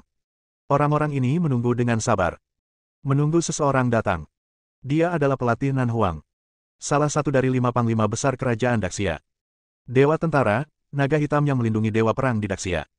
Tempat yang menampung puluhan ribu orang itu dipenuhi dengan keheningan yang mematikan. Waktu berlalu menit demi menit. Tidak lama kemudian, sebuah Maserati melaju dan perlahan muncul di hadapan semua orang. Kendaraan itu muncul di depan pelatih operasi khusus. Tiba-tiba. Apakah naga hitam itu datang? Semua orang menahan nafas dan menatap Maserati yang muncul di depan. Kenzil juga salah satu dari 100 orang, ketika melihat mobil ini, dia tertegun sejenak. Bukankah ini mobil yang dikendarai oleh suami Sarah, Julian, mengapa mobil ini datang ke wilayah militer? Daerah sekitarnya dipenuhi tentara. Di bawah tatapan banyak orang, pintu mobil terbuka, dan seorang pria jangkung yang mengenakan pakaian biasa keluar dari mobil. Salut! Sebuah suara bergema. Semua orang segera berdiri tegak, mengangkat tangan kanan, dan mengangkat jari tengah setinggi alis. Gerakannya konsisten. Benyamin, mengenakan jubah perang dan membawa hati di pundaknya, berlari mendekat, berdiri di depan Julian, memberi hormat, dan berkata, Benyamin dari wilayah militer Jiangbei telah bertemu Komandan Naga Hitam. Anggota tim pelatihan operasi khusus telah berkumpul dan meminta Komandan untuk memberinya ceramah. Julian sedikit menyerah. Kemudian, di bawah sorotan banyak mata, dia muncul di depan ratusan orang. Dia bisa melihat Julian dengan keterkejutan dan ketakutan di wajahnya. Bagaimana ini bisa terjadi? Dia tidak percaya hal itu benar. Dia tidak percaya bahwa Julian adalah Panglima Wilderness Selatan, Naga Hitam, dia adalah salah satu dari 5 komandan kerajaan Xia Besar dan pelindung kerajaan Xia Besar. Julian berjalan dengan malas. Saat dia muncul di hadapan ratusan orang, auranya langsung berubah drastis. Saat ini, dia bukan lagi Julian yang malas. Saat ini, dia sangat marah. Ini adalah semacam energi kekerasan yang keluar dari kerumunan, suasana ini menekan anak-anak muda yang belum pernah berada di medan perang dan tidak bisa bernapas. Para elit yang menonjol dari tentara yang tak terhitung jumlahnya menghadapi Julian seolah-olah mereka sedang menghadapi binatang buas. Istirahat. Suara yang agung dan tak tertahankan terdengar. Baru kemudian ratusan orang yang memberi hormat itu menurunkan tangan. Karena kamu telah terpilih menjadi tim pasukan khusus dan menjadi anggota tim pelatihan, maka berlatihlah dengan baik. Di masa depan, negara membutuhkanmu untuk melindunginya. Julian berbicara. Tidak banyak bahasa. Setelah mengatakan itu, dia berbalik dan pergi. Di bawah tatapan banyak orang, dia tiba di depan Maserati dan hendak membuka pintu dan masuk ke dalam mobil. Pelatih. Sebuah suara datang. Julian berhenti dan berbalik untuk melihat. Seorang pria berusia 40-an berkulit gelap berlari mendekat, memberi hormat, dan berkata dengan lantang, Lukman, kepala instruktur tim pasukan khusus elang terbang, telah bertemu dengan pelatih. Julian mengangguk sedikit dan berkata, kenapa, ada hal lain. Lukman berteriak keras, sudah lama sekali saya tidak melihat reputasi pelatih. Pelatih adalah dewa perang di Gritsia.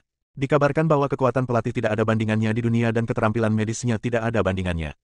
Hari ini saya akhirnya bertemu dengannya. Saya cukup berani untuk meminta beberapa tips kepada pelatih. Tantang aku. Julian menyipitkan matanya. Benyamin datang dan berteriak, Lukman, apa yang kamu lakukan? Kembali. Lukman berdiri di sana dan berteriak, Jenderal Benyamin, ini adalah keinginan bawahan saya, keinginan semua anggota pasukan khusus elang terbang, dan keinginan semua prajurit. Reputasi pelatih naga hitam hanya ada di legenda, tidak ada seorang pun yang menyaksikannya dengan matanya sendiri. Saya telah melihat keahliannya. Saat dia mengatakan itu, dia memandang Julian. Meminta izin kepada pelatih, penuhi keinginan bawahan dan biarkan bawahan melihat kekuatan pelatih. Julian mengangguk pelan. Berjalan ke depan, kami sampai di ruang terbuka. Melihat elang terbang itu, dia meletakkannya di punggungnya dengan satu tangan, mengulurkan tangan, dan berkata, ayo kita bertindak. Pelatih, saya tersinggung. Momentum elang terbang itu melonjak, seperti elang yang ganas. Kelima jarinya disejajarkan, mengubah kepalan menjadi cakar, dan menyerang dengan cepat. Saat cakar dilepaskan, suara hembusan angin bergema, penuh momentum. Boom! Kemudian, bahkan sebelum dia mendekati Julian, tubuhnya terbang dan jatuh dengan keras ke tanah, menimbulkan banyak debu. Julian tidak mengatakan apa-apa, tidak berhenti sama sekali, berbalik dan pergi di bawah tatapan puluhan ribu mata. Bab 179, Pikiran Sarah. Julian telah pergi, tapi pemandangannya sunyi senyap. Hanya elang terbang yang tergeletak di tanah sambil menjerit kesakitan. Hosh! Setelah sekian lama, terdengar suara terengah-engah. Siapakah elang terbang? Dia adalah kepala instruktur pasukan khusus elang terbang, sangat terampil dan telah melatih pasukan khusus elang terbang yang terkenal di Jiangbei. Dia telah memimpin pasukan khusus Flying Eagle dalam misi berbahaya yang tak terhitung jumlahnya. Sekuat elang terbang, dia dikalahkan hanya dengan satu gerakan. Apakah kamu melihat dengan jelas? Bagaimana tindakan pelatih naga hitam? Saya rasa saya melihatnya, jadi saya meninju dada instruktur Lukman. Ada banyak diskusi. Julian, sebaliknya, tidak terlalu memperhatikan. Dia hanya menjual bantuan Benyamin untuk pamer. Setelah pergi, dia mengirim pesan ke Benyamin, memintanya untuk memberitahu orang-orang di wilayah militer Jiangbei bahwa identitasnya sangat dirahasiakan. Setiap orang harus menandatangani perjanjian kerahasiaan dan tidak dapat mengungkapkan identitasnya sesuka hati, jika tidak, dia akan menjadi ditangani dengan hukum militer. Setelah Benyamin menerima pesan itu, dia berdiri, memandangi ratusan elit yang dipilih dari berbagai unit di depannya, dan berkata dengan lantang, Anda juga telah melihat pelatih naga hitam. Identitas pelatih adalah rahasia besar. Apa yang Anda lihat dan dengar hari ini pastilah tidak disebarkan ke pihak luar, jika tidak, keadilan militer, apakah Anda mendengarnya? Mendengarnya. Suara yang rapi dan nyaring terdengar. Julian berkendara kembali ke rumah Smiths. Dibutuhkan kurang dari 2 jam untuk bola balik. Tapi Sarah dan yang lainnya belum kembali. Keluarga Smiths juga tidak ingin melihatnya. Mereka semua memasang wajah datar ketika melihatnya. Dia tidak menaruh wajah dinginnya di pantatnya yang hangat. Dia duduk di ambang pintu besar halaman dan bermain tanaman vs. Zombie. Sebentar lagi hari sudah siang. Sarah dan lainnya yang keluar telah kembali. Dan ketika hampir waktunya makan, Kenzil juga kembali. Aula keluarga Smiths. Sekelompok junior dari keluarga Smiths mengepung Kenzil. Kakak Zil, apa kabar? Pernahkah kamu melihat pelatih naga hitam? Seperti apa rupa naga hitam?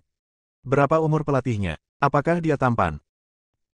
Menghadapi pertanyaan dari junior keluarga Smiths, Kenzil tidak bisa menahan diri untuk tidak melihat ke arah Julian yang sedang duduk di sofa tidak jauh dari sana, bermain dengan ponselnya dengan penuh minat, dan dia menarik napas dalam-dalam. Siapa sangka Julian adalah naga hitam. Sekarang dia akhirnya tahu bahwa Benyamin sama sekali tidak ada di sini untuk Sarah. Dia datang ke sini untuk Julian. Dia juga mengerti mengapa Sarah memiliki status yang begitu tinggi di Jiangzhong, karena suaminya adalah sosok di puncak kekuasaan. Dia juga tahu bahwa karena naga hitam dia mampu memobilisasi wilayah militer. Meskipun dia tidak bisa pergi ke Benyamin untuk saat ini, dia tahu bahwa masa depannya tidak akan terbatas di masa depan. Dia ingin berbicara. Namun dia telah menandatangani perjanjian kerahasiaan dan tidak dapat mengungkapkan identitas naga hitam. Saya menandatangani perjanjian kerahasiaan dan tidak dapat menyetujui identitas pelatih naga hitam. Saya dapat memberitahu Anda dengan pasti bahwa pelatih naga hitam itu sangat tampan dan seumuran dengan saya. Yang lebih penting, dia sudah menikah, jangan gila. Sudah menikah. Siapa yang beruntung bisa menikah dengan naga hitam? Masa mudaku telah hilang. Banyak wanita dari keluarga Smiths berteriak. Sarah juga sangat tertarik dengan naga hitam, dia memandang Kenzil dan bertanya, seperti apa rupa pelatih naga hitam itu? Bisakah Anda ceritakan tentang itu? Dia bisa melirik Sarah. Apakah Julian bahkan tidak memberitahu Sarah? Aku benar-benar tidak bisa mengatakannya. Mendengar ini, Sarah tampak kecewa. Julian tampak seolah-olah masalah itu tidak ada hubungannya dengan dia. Mereka makan siang di rumah Smiths. Setelah makan siang, keluarga Sarah juga pergi. Dia keluarga, di luar halaman. Ada banyak orang yang berdiri di sini. Ini adalah keluarga Smiths. Banyak orang di keluarga Smiths menyaksikan Julian dan yang lainnya pergi. Cindy menarik Kenzil ke samping dan bertanya dengan suara rendah, "Saudara Zil, apakah kamu benar-benar melihat naga hitam itu?" "Cindy, jangan tanya aku. Aku tahu kamu mengagumi naga hitam, tapi aku sudah menandatangani perjanjian kerahasiaan, jadi aku tidak bisa berkata apa-apa." Cindy cemberut dan berkata, "Saya tidak peduli apa yang Anda katakan. Saya hanya ingin bertanya apakah Anda benar-benar melihatnya." "Itu benar." Kenzil menarik napas dalam-dalam, "Kamu belum pernah melihat betapa kuatnya pelatih naga hitam itu. Elang terbang terkuat di wilayah militer Jiangbei tidak dapat bertahan satu gerakan pun di tangannya dan dirobohkan oleh satu gerakan. Bergerak." Memikirkan adegan ini, darah Kenzil masih mendidih. Mendengar ini, Cindy yakin Kenzil benar-benar melihat Julian. Hosh! Dia tidak bisa menahan nafas. Selama periode ini, dia sangat tertekan. Dia sudah mengetahui identitas Julian sejak lama, tapi dia tidak bisa memberitahunya. Sekarang, seseorang di keluarga Smiths mengetahui identitas Julian lagi, dan dia juga dapat berbicara dengan Kenzil tentang Julian. "Saudara Zil, sebenarnya saya sudah mengetahui identitas Julian sejak lama. Dia bukan hanya pelatih Nan Huang Naga Hitam, tapi dia juga bos di balik kota baru lintas era Jiangzhong dan pusat keuangan lintas era. Bisa pergi bekerja di Cross Era karena diatur oleh Julian." Kenzil membuka mulutnya lebar-lebar. Kamu sudah tahu." Set. Cindy memberi isyarat diam dan berbisik, "Tolong pelankan suaramu, apakah kamu ingin semua orang mengetahuinya?" Dia bisa segera menutup mulutnya. Setelah melihat sekeliling, dia menemukan tidak ada orang yang mendekat, jadi dia berbisik, "Saudari Cindy, mengapa Julian menyembunyikan identitasnya dan mendekati Sarah? Apa yang sebenarnya ingin dia lakukan?" Cindy berkata, "Anda mungkin tidak mengetahui tingkat lain dari identitas Julian. Dia berasal dari keluarga Fisher 10 tahun yang lalu, dan saudari Sarah bergegas ke lautan api dan menyelamatkannya 10 tahun yang lalu. Dia membalasnya saudari Sarah karena telah menyelamatkan hidupnya. Terima kasih atas kebaikan Anda." Cindy tampak iri. Sarah benar-benar wanita paling bahagia di dunia. Di belakangnya berdiri sesosok makhluk yang berdiri di atas piramida kekuasaan dan kekayaan. Kenzil bertanya, "Meski begitu, tidak perlu menyembunyikan identitas seseorang, kan?" Cindy menggelengkan kepalanya dan berkata, "Mungkin kakak iparku punya alasannya sendiri." Keduanya mengobrol pelan tentang Julian. Dan Julian sudah pergi. Saat ini, dia sudah berada di jalan raya. Sarah sedang duduk di kursi penumpang dengan pandangan linglung. "Istriku, ada apa? Apakah kamu merasa tertekan?" Sarah bereaksi dan berkata, tidak apa-apa. Konsentrasi saja saat mengemudi dan jangan terganggu." "Ya, sesuai pesanan." Julian berkonsentrasi mengemudi dan tidak bertanya lagi. Tak lama kemudian kami kembali ke sungai. Namun, Sarah tidak pulang. Sebaliknya, dia turun dari mobil dan membiarkan Julian kembali sendiri. Julian tidak banyak bicara dan pulang sendiri. Setelah Sarah turun dari mobil, dia naik taksi dan bergegas menuju Jianglong Group. Tuan Fisher yang misterius telah membantunya berkali-kali. Dia harus mengungkapkan rasa terima kasihnya secara langsung dan berbicara dengan jelas agar Tuan Fisher yang misterius itu berhenti membantunya secara diam-diam. Dia pantas mendapatkannya. Segera kami tiba di Jianglong Group. Qin Nianlah yang menerima Sarah. Grup Jianglong, ruang resepsi. Qin Nian bertanya, "Nona Sarah, apakah ada yang salah?" Sarah sedang duduk di sofa, sedikit gugup. Dia memandang Qin Nian, tenggorokannya bergerak sedikit, dan dia mengeluarkan suara kecil, "Tolong, apakah ketua ada di sini?" Saya ingin bertemu dengannya." "Nona Sarah, ketua tidak ada di sini. Jika terjadi sesuatu, beritahu saya dan saya akan memberitahu ketua." "Tidak apa-apa." Sarah berdiri dan pergi. Begitu dia pergi, Qin Nian memberitahu Julian. Saat ini, Julian telah tiba di rumah. Keluarga Hansel Song telah pergi ke villa besar di distrik Villa Jingxiu, dan hanya Julian yang ada di rumah. Julian duduk di sofa dan melihat pesan dari Qin Nian. Ternyata Sarah tidak kembali karena dia pergi mencari Tuan Fisher yang misterius. Tampaknya status Tuan Fisher yang misterius di hati Sarah ini semakin tinggi. Dia bergumam pelan. Hal ini dapat dimengerti. Karena dia telah melakukan begitu banyak hal secara rahasia, Sarah selalu berpikir bahwa ini dilakukan oleh Tuan Fisher yang misterius, dan dia memiliki masa lalu di dalam hatinya. Ini benar-benar merepotkan. Julian dengan lembut menyentuh pelipisnya. Satu-satunya hal yang patut disalahkan adalah Sarah terlalu cantik, yang membuat hati para pria berdebar saat melihatnya, itulah mengapa dia menimbulkan begitu banyak masalah. Dia berpikir sejenak dan segera menelepon Qin Nian. Qin Nian, siapkan ponsel baru untukku, lalu beritahu Sarah untuk bertemu di malam hari. Setelah memberikan instruksi, Julian menutup telepon. Kemudian dia menelepon Kevin dan memberitahunya, Kevin, bantu aku menyiapkan beberapa materi. Dia bilang dia membutuhkan bahan-bahan itu. Bos, kamu ingin membuat masker kulit manusia, apa yang ingin kamu lakukan? Kevin tahu apa yang ingin dilakukan Julian begitu dia mendengar materinya. Bab 180 mengubah identitas. Julian sekarang sedikit bingung tentang pemikiran Sarah. Dia tidak yakin apakah Sarah benar-benar jatuh cinta pada orang lain. Jika ya, apa yang harus dilakukan mengenai hal ini? Untuk memverifikasi pemikirannya, dia berencana menguji Sarah. Ubah identitas Anda dan gunakan identitas Tuan Fisher yang misterius untuk menghubunginya dan memahami apa yang sebenarnya dia pikirkan. Dia tidak banyak bicara pada Kevin. Saya menutup telepon dan menunggu dengan sabar di rumah. Sarah meninggalkan grup Jianglong dengan kecewa sebelum sampai di rumah, dia menerima telepon dari Qin Nian. Nona Hansel, Ketua mengatakan bahwa saya dapat bertemu dengan Anda di malam hari. Ketua akan menghubungi Anda untuk rinciannya. Sarah sangat gembira saat menerima panggilan itu. Saat ini, dia mulai menantikannya. Menantikan malam ini. Dia kembali. Memasuki rumah sambil menyenandungkan sebuah lagu. Julian duduk di sofa, memandang Sarah yang masuk ke kamar, dan tidak bisa menahan diri untuk tidak bertanya, sayang, apa yang terjadi, mengapa kamu begitu bahagia? Sarah sangat bahagia sehingga dia tidak bisa menyembunyikan kegembiraannya. Namun, dia tidak bisa berbagi kegembiraan ini dengan Julian. Dia menggelengkan kepalanya sedikit dan berkata, tidak apa-apa. Aku akan mandi lalu pergi kepada perusahaan. Setelah mengatakan itu, dia kembali ke kamar. Dan Julian tidak banyak bicara. Segera, Sarah keluar. Dia telah mengganti pakaiannya. Bukan setelan bisnis perusahaan, tapi gaun seksi dan cantik. Dan dia berdandan dengan hati-hati. Julian bertanya sambil tersenyum bercanda, sayang, kamu berpakaian sangat indah, apakah kamu akan pergi berkencan? Wajah cantik Sarah memerah dan dia buru-buru menjelaskan, tidak, tanggal berapa? Saya akan pergi ke perusahaan dan ada klien besar yang harus saya temui. Julian tersenyum. Aku keluar dan tidak akan kembali untuk makan malam ini. Oh. Julian berkata oh. Berbagai penampilan Sarah meyakinkannya bahwa dia pasti jatuh cinta pada Tuan Fisher yang misterius. Dia dengan lembut menyentuh pelipisnya. Bagaimana masalah ini menjadi begitu rumit? Setelah Sarah keluar, Julian tidak tinggal terlalu lama dan pergi ke klinik Fana Kevin. Dia baru saja pergi belum lama ini. Karamatsu dan Della kembali. Keduanya membuka pintu dan masuk ke dalam rumah, duduk di sofa. Suami. Della meraih lengan Karamatsu dan berkata dengan genit, lihat, keluarga Hansel sekarang makmur dan akan pindah ke villa besar, tapi keluargaku masih berdesakan di rumah kecil seluas lebih dari 100 meter persegi. Kakakku juga akan pindah ke villa besar. Saya akan menikahi seorang istri, dan maharnya ratusan ribu, jadi Anda harus membantu saya. Apa yang bisa saya bantu? Karamatsu berkata tanpa daya, uang ini bukan milik saya. Bukankah ibu kita punya tabungan puluhan juta? Kamu adalah putranya. Jika kamu menginginkannya, ibuku harus memberikannya kepadamu. Selain itu, kakak Sarah. Della berbisik, ketika kami berada di Jiangbei, kepala keluarga White memberi Sister Sarah 2 miliar. Ini 2 miliar. Karamatsu meliriknya, apa maksudmu? Della berbisik, mintalah pada Suster Sarah.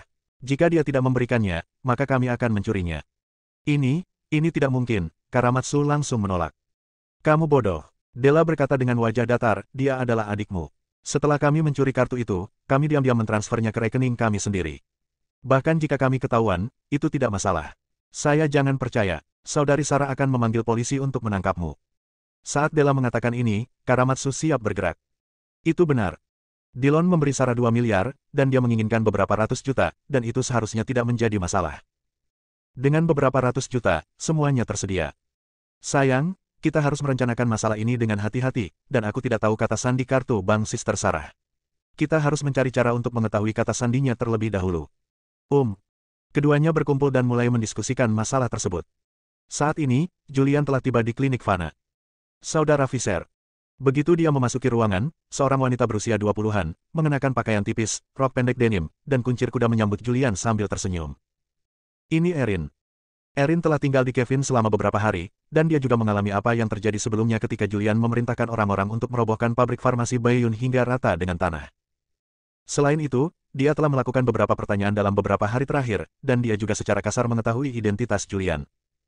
Meskipun dia tidak mengetahui detailnya, dia juga tahu bahwa Julian adalah tokoh besar dari hutan belantara selatan. Julian mengangguk ringan ke Erin dan memasuki ruangan. Kevin segera datang dan memanggil, Saudara Visser. Di mana yang kuinginkan? Kevin menunjuk ke sebuah kotak di tanah dan berkata, ini, baru saja dikirim. Julian berjalan mendekat, mengambil kotak itu, memasuki ruang belakang, dan mulai bekerja di ruang belakang.